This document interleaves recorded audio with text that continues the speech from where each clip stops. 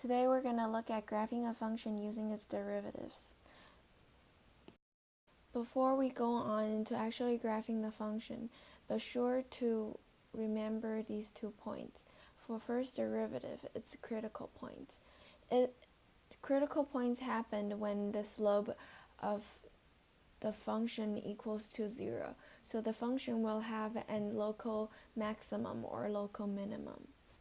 And for second derivative, it's the inflection point.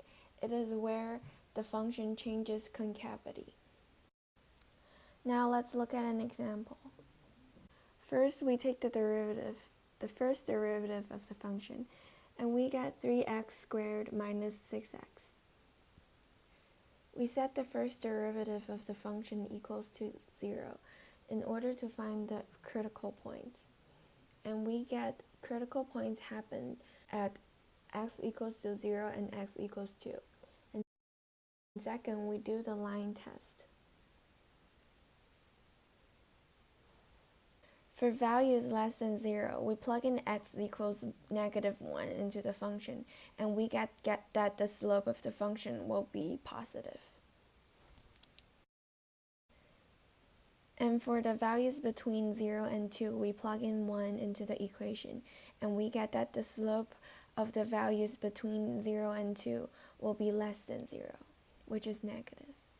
And for values greater than x equals 2, we plug in 3 into the equation, and we get that the slope of the function will be greater than 0, which is positive.